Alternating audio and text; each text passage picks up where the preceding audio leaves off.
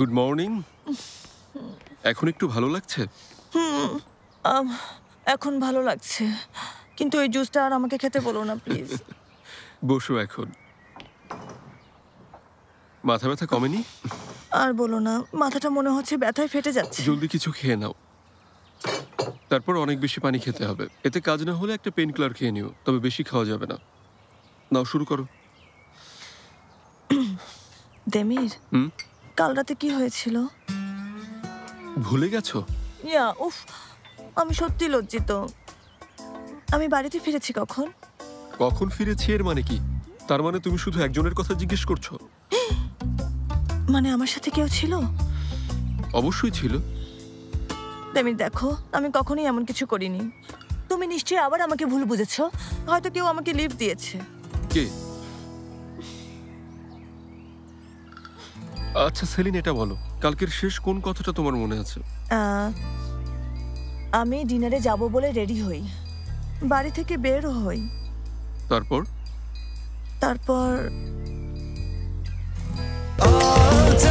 স্বাস্থ্যকর all time honeycomb, সব সময় অল টাইম হেলদি লাইফ।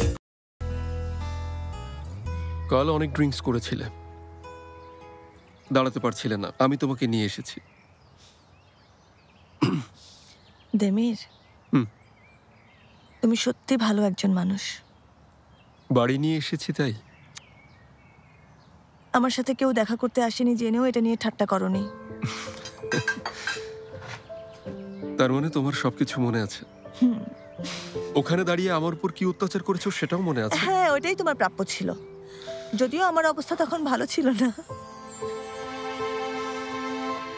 বলতে গেলে খারাপ কিছু হয়নি। ভেবেছিলে আমার সাথে দেখা করবে, আর সেটাই করেছো। তো আর কি, কাল রাত থেকে এখন পর্যন্ত মোটামুটি ঠিক আছো। আচ্ছা, আমারটা তো বুঝলাম, কিন্তু তুমি সেখানে গিয়ে কি পেয়েছো? ভেবে বলতে হবে। পৃথিবীর শ্রেষ্ঠ মেয়ের সাথে ডিনার করেছি, তবে আলাদা টেবিলে বসে। আর তারপর সিদ্ধান্ত নিলাম ওই মেয়েটাকে ছেড়ে আলাদা টেবিলে বসে থাকতে পারবো না। আমি এটাই পেয়েছি। আচ্ছা, পানি খাও, মাথা ব্যথা জলদি ঠিক হয়ে যাবে।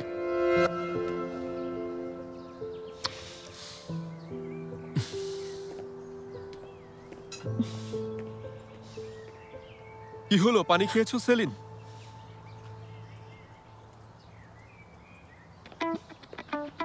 পুরো গ্লাস শেষ করো, জলদি।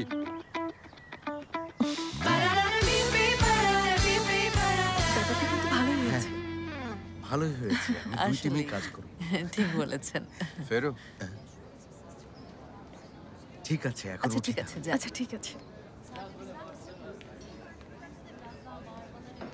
হ্যালো, তোমরা গল্প করো।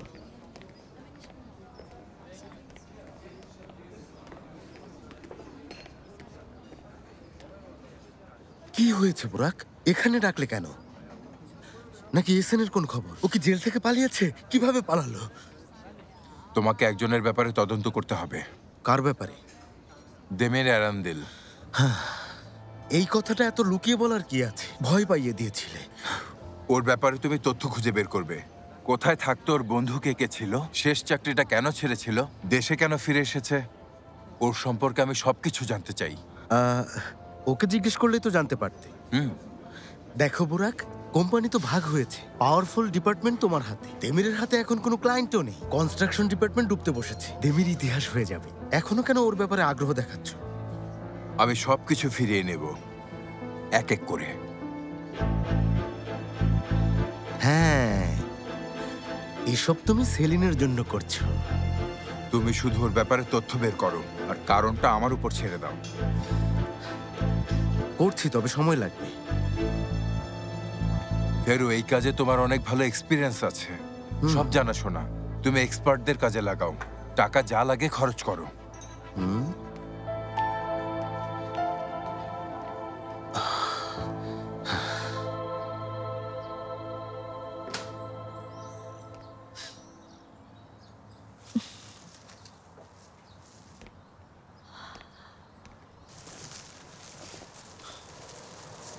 আবারও ফুল পাঠিয়েছে?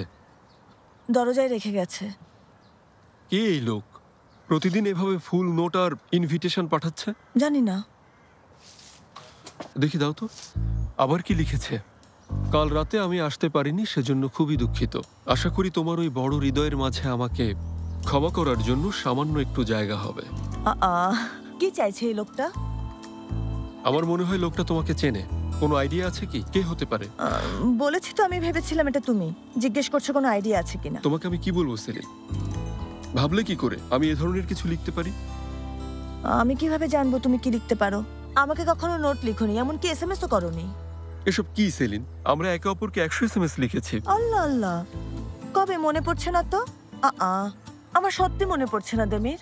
তুমি আবার আমাকে ভেবে অন্য কাউকে এসএমএস পাঠাওনি তো? যে রাতে আমি হোটেলে ছিলাম, SMS এর কারণে ফোনই রাখতে পারছিলাম না। তুমি ঘুমিয়েছো দেমির। তুমি খাবার খেয়েছো? কি খেয়েছো? হ্যাঁ, এটা সত্যি। এসএমএস গুলো আমি তোমাকে পাঠিয়েছি। আর তুমি কি রিপ্লাই দিয়েছো? ঘুমাইনি, খাবার খাইনি। এখন ঘুমাও সেলিন। গরম লাগলে জানালাটা খুলে দাও। দেখো কত কিছু লিখেছে। শেখো এসএমএস কিভাবে লিখতে হয়। হ্যাঁ, দেখেছি। এসেছেন মিস্টার রোমিও। ইয়ার এমন কি, আমিও পারি।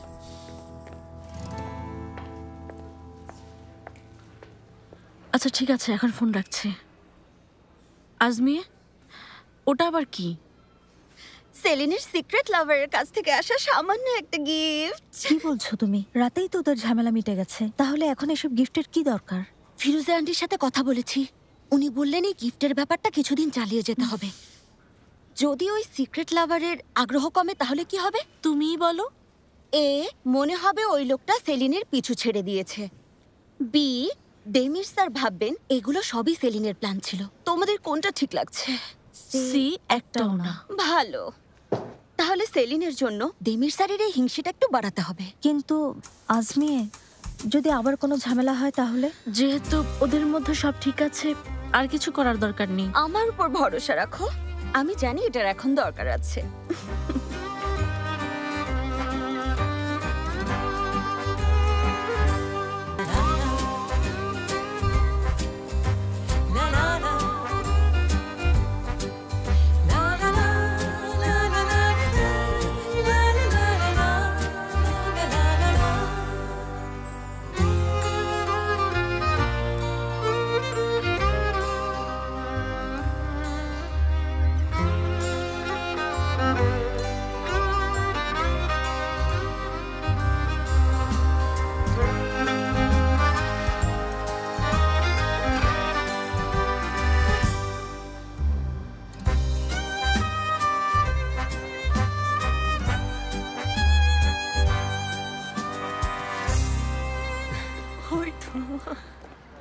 Good morning.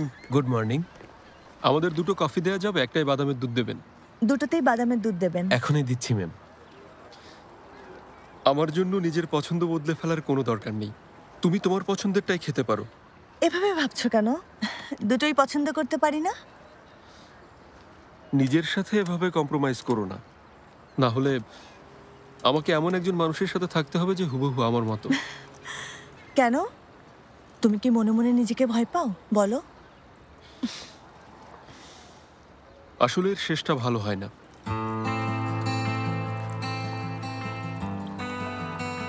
মানে তুমি সবসময় বলো না আমি খুবই অদ্ভুত একটা মানুষ। দুটো অদ্ভুত মানুষ একসাথে থাকলে চলবে বলো? আমার মনে হয় এটা দারুণ হবে। আমরা ভোর 5টায় ঘুম থেকে উঠে এক্সারসাইজ করব, তারপর একসাথে সকালে নাস্তা করব, একে অপরের চোখে চোখ রেখে গ্রিন টিতে চুমুক দেব, ছুরি কাঁটা চামচ দিয়ে ফল খাবো, আমাদের বাড়ির সুন্দর পরিবেশে বসে দুজন কাজের কথা বলবো। সবসময় শুধু কাজের কথাই বলি। এখন বলছো না? ভাগ্য ভালো আমি তোমার পাশে আছি। হ্যাঁ, ঠিক বলেছ। আমার সৌভাগ্য। আসলে ভাবছি আমার ভাগ্য কি এমন ভালো থাকবে? কি মনে হয়?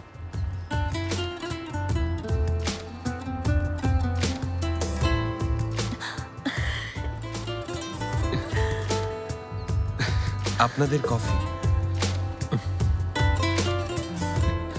অনেক ধন্যবাদ।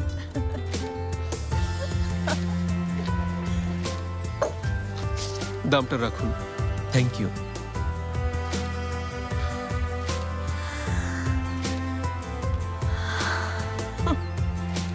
এটার দামও রাখুন। আচ্ছা।